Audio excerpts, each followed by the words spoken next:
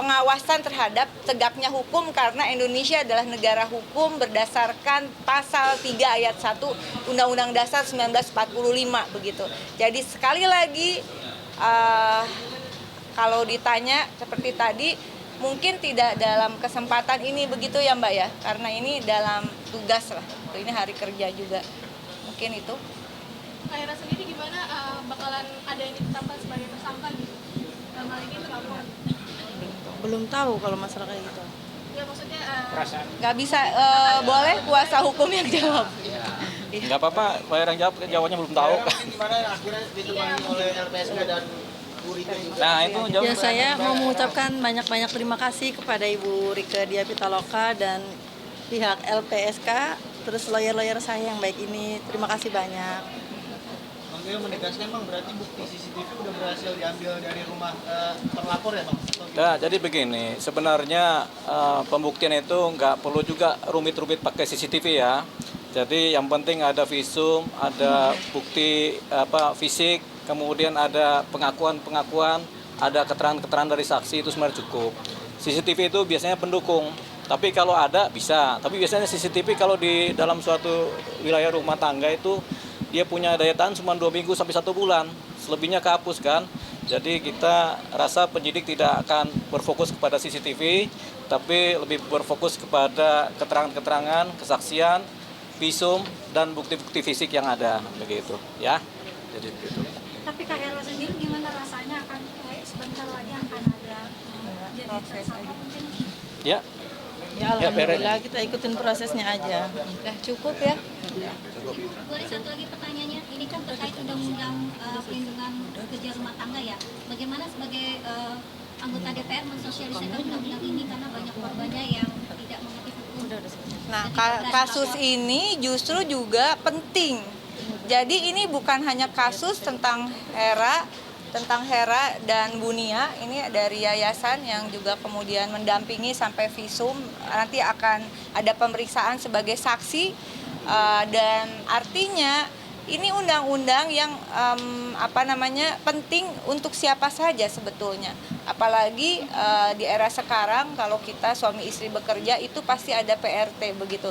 Meskipun di dalam undang-undang PRT tetap mengakomodir aspek-aspek sosiologis begitu dalam hubungan kerja, tidak kaku sebagai pekerja formal yang seperti di industri, tetapi tetap ada yang terpenting itu adalah perlindungan hak dan martabat si pekerja rumah tangga sebagai manusia. Yang sebetulnya kalau nggak pakai hukum pun di dalam agama manapun tidak boleh ada perlakuan kekerasan terhadap siapapun begitu. Kalau ada masalah ketidakpuasan dia bisa dikembalikan ke yayasan lalu dibicarakan dengan baik-baik begitu ya. Ini menjadi atensi kita semua dan sekali lagi Undang-Undang Perlindungan Pekerja Rumah Tangga itu adalah batu uji bagaimana Indonesia mampu melindungi PRT tidak hanya di dalam negeri tapi di luar negeri juga karena kita salah satu pengirim pekerja migran yang berprofesi sebagai pekerja rumah tangga. Ketika pekerja rumah tangga di dalam negeri tidak mampu dilindungi negara dengan regulasi hukum yang sudah cukup banyak sebetulnya ya Bang ya, termasuk beberapa konvensi yang sudah diratifikasi oleh Indonesia, maka akan menjadi hal yang tidak mudah untuk kita melindungi pekerja migran kita yang berprofesi sebagai PRT di luar negeri. Contoh kasus kemarin yang terakhir ramai ada kekerasan terhadap PRT di Malaysia kalau saya tidak salah. Kepolisian Malaysia langsung dicari, semua pelakunya langsung ditahan begitu. Karena ini adalah wajah negara begitu. Kalau orang Ya, Mbak Nia, ya gimana hasil pemeriksaan hari ini? Masih seperti biasa. Penegasan itu. Ya semuanya udah ini sih, tinggal kita bagaimana tadi ini ya udah kita tantangan aja. Tantangan karena kan sudah naik sidik ya Bang ya. Nah, sudah naik sidik ya tinggal nunggu aja, nunggu gimana keputusan nanti itu prosesnya. Kalau dari Mbak Nia sendiri gimana nih? Dengar udah ini kasus sudah naik sidik. Itu artinya sudah mulai proses. Lega sih, lega ya.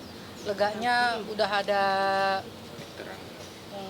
untuk ininya lah, untuk nanti gimana kedepannya kan udah ada jalan ininya, soalnya kan yang sananya nggak mau damai kan, dia nggak mau damai gitu, dia nggak mau damai, ya udah kita lanjut aja gitu. Karena kemarin kita waktu di Komisi 3 juga kita disuruh damai ya Bang ya, semuanya mengarahkan untuk damai, tapi yang sananya tidak mau damai, ya udah kita lanjut gitu. Enggak, jadi begini sebenarnya. Jadi kemudian ini telah naik sidik, artinya kan memang laporan Herawati ternyata memiliki unsur pidana, bukan bualan semata, kan begitu kan? Kan naik sidik itu kan artinya itu kan, bahwa laporan kita kemudian memenuhi unsur pidana di dalamnya, kan begitu kan? Sehingga tentu membuat lega hatinya Kak Nia dan Hera bahwa laporan mereka memang benar terjadi, kan terbukti laporan ini kemudian naik sidik, kan begitu kan? Nah gitu kira-kira. Ada beberapa pertanyaan untuk Mbak Nisi. Pertanyaannya masih yang seperti yang kayak dulu lagi, yang 22 Ya, ya Bang, 22 pertanyaan. Berarti nggak ada perubahan. Nggak ada perubahan. Ada tambahan, ada ya. Penegasan, penguatan ya kan gitu. Artinya kan kemudian supaya semakin kuat persesuaian antara keterangan satu saksi dengan saksi yang lain, begitu juga dengan alat bukti yang lainnya, begitu loh. Kan harus ada persesuaiannya toh, gitu loh. Gitu. Akan ada saksi-saksi lagi Bang mungkin yang Ya mungkin ini siapa namanya, Si Nur. Nur. Ya. Panggilan Nur ya nanti. Ya. Tahap berikutnya tanggal berapa? Minggu depan katanya ya. Oh, minggu depan apa jadwal? Ya, gitu. Hera sendiri atau Kak Mania sendiri ada komunikasi sama Nur nggak? Kalau komunikasi sama Nur belum ada sih, belum ada gitu. Cuman kemarin dia suaminya, kalau nggak salah suaminya bilang, boleh nggak kalau kami ketemu, ya tanya aja lawyer saya bilang gitu. Saya aja lawyer gitu, jadi apapun kan harus izin dari lawyer. Kehadiran Nur sendiri menguntungkan untuk pihak kalian itu seperti apa? Hah? Keadilan Nur? Ya maksudnya ada sebagai saksinya Nur ini. Begini, jadi kan Nur itu sebenarnya adalah saksi fakta. Dia tidak kemudian untuk menguntungkan atau merugikan kepada pihak siapapun, baik kepada pihak pelapor ataupun terlapor.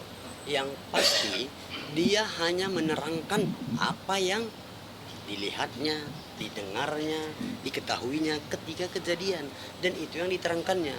Nah, kalau kemudian keterangannya tersebut pada akhirnya menguntungkan kepada Hera dan Kak Nia, yaitu konsekuensi, kan memang itu yang terjadi, kan begitu, kira-kira begitu. Tapi yang ngelihat fakta yang jadi saksi Teh Nur ini akan memperkuat ya. Ya tentu itu kan, Kan juga gitu Bang. ya tentu kan memang karena itu yang dilihatnya. Jadi begini, sederhananya kan begini, kita mendalilkan nih bahwa telah terjadi dugaan penganiayaan. Siapa yang melihat, siapa yang mendengar, kan begitu kan? Nur melihat, mendengar itu terjadi. Nah, kalau kemudian ditanya, apakah hal tersebut menguntungkan atau tidak bagi kita? Ya tentu menguntungkan karena ada yang melihat daripada laporan yang kita ajukan bahwa kita telah mengalami dugaan penganiayaan, kan gitu kan? Siapa saksinya? Ya Nur. Dan Nur mengatakan betul, aku melihat itu, aku mendengar itu, kan begitu kira-kira, gitu loh. Oke? Untuk agenda berikutnya kapan Bang? Atau ada pemanggilan lagi? Belum tahu, itu kan kaitan dengan mekanisme penyidikan lah ya, gitu loh. Ya itu nanti bisalah ditanya ke penyidik langsung gitu ya. Oke? untuk gelar perkara gimana Bang? Kalau untuk gelar perkara kan ya itu sama juga Bang, kaitan dengan mekanisme yang ada di penyidikan kan, ya cuman biasanya memang setelah di dalam fase penyidikan ini, setelah saksi-saksi semua termasuk pelapor dan terlapor diperiksa, maka akan dilakukan gelar untuk menentukan siapa tersangkanya, kan begitu kan. Yang terlapor ini kemudian layak dinaikkan statusnya sebagai tersangka atau tidak, kan begitu kan, gitu kira-kira. Oke? Aku Kalau Teh Nur, Teh Hera sama Teh Nia ini kan Teh Nur ngajuin gugatan ke PM Sulaiman. Maksudnya? Si Nur. Oh si Nur, aduh kita nggak tahu kalau itu ya. Janganlah disangkut-sangkutkan ke sana gitu. Ntar merembet dong kemana-mana, jebakan nih ke saya nih gitu. Kami juga masih hanya mendengar sebatas informasi. Iya gitu. Kan Nurma kan Mereka beda ada lagi gitu, Hera beda lagi gitu. Oke, cukup guys. Oke ya. Makasih ya. Oke ya. Oke, lihat tengah dulu. 3, 2, 1 kanan. 3, 2, 1 kiri. 3, 2, cukup. Makasih ya, Bang. Makasih ya.